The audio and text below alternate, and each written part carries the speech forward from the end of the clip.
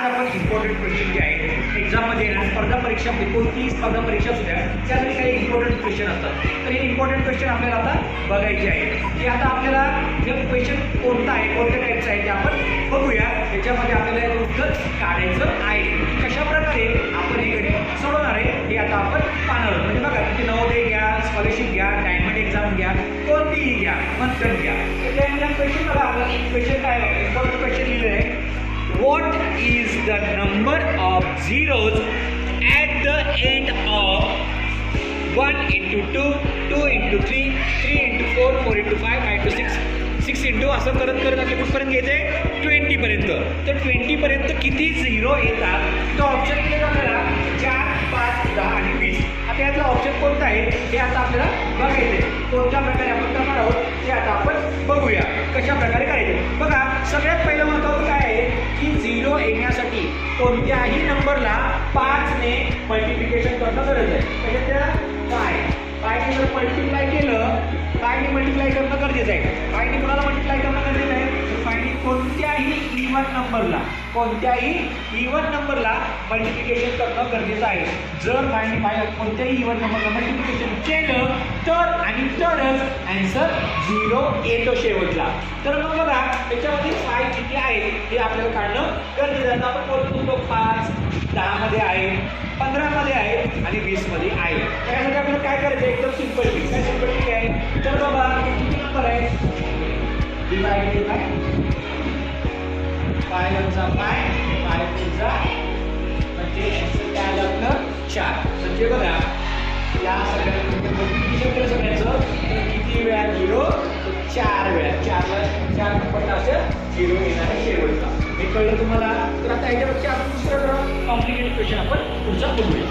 आता क्वेश्चन आपण बघूया. सेकंड क्वेश्चन आहे, what is the number of zero at the end of 1 into 2 into 3 कुठपर्यंत येतात 100 पर्यंत किती झिरो येणार हे आता आपल्याला बघायचं आहे. मगाशी सांगितलं त्या पद्धतीने आपल्याला करायचं. मगाशी काय तुम्हाला मी शेवटचा नंबर काय डिवायडेड बाय कशाने 5. तर तुम्हाला 5 ने जर डिव्हिजन केलं तर आन्सर येणार 5 वजा 5 वजा 10 हा 0 येतं. म्हणजे किती आलं आन्सर 20. बघा, असं तुम्हाला वाटतं की 20 आन्सर आलं, पण 20 आन्सर नाही. मग काय करायचं, हा जो नंबर आलाय परत त्याला जोपर्यंत आन्सर 5 पेक्षा खाली येत नाही तोपर्यंत आपल्याला डिव्हिजन करायचं आहे. म्हणजे काय रे, तर त्यामध्ये बघितलं आपण की 5 आहे, पण ज्यावेळेस आपण 25 घेतो, 50 घेतो, 75 घेतो, 100 घेतो, याच्यामध्ये पुन्हा 5 आलेले आहे. त्यामुळं त्याला काय करायचं आहे, त्या 20ला जे आन्सर आले 20 त्याला परत 5 डिव्हिजन करायचं.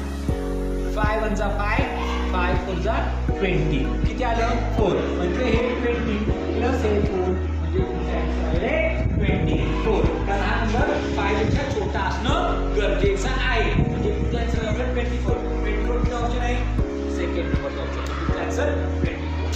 तुमच्या लक्षात आले आहे. आता ह्याच्यापेक्षा थोडा आपण कॉम्प्लिकेटेड क्वेश्चन बघूया.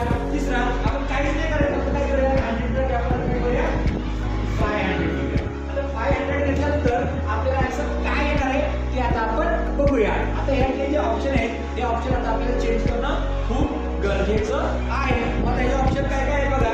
पहिला आहे 100, त्यानंतर आहे 124, 125 आणि इकडे आहे 120. आता हे जे 4 ऑप्शन आहेत त्यापैकी कोणते येतं ते आपण बघूया. जसं तुम्हाला सांगितलं मी तसंच सेम करायचं. शेवटचा नंबर काय आहे 500 डिवायडेड बाय कशाने 5 ने डिवाइड करा. 5 वजा 5 वजा 5 आणि इकडे 0 आहे अशी. म्हणजे किती आलं 100 आलं. परत या 100ला 5 ने डिव्हिजन करा. 5 जोपर्यंत येत नाही तोपर्यंत आपल्याला डिव्हिजन करायचं. 20 आलं. परत या 20ला परत डिव्हिजन करा.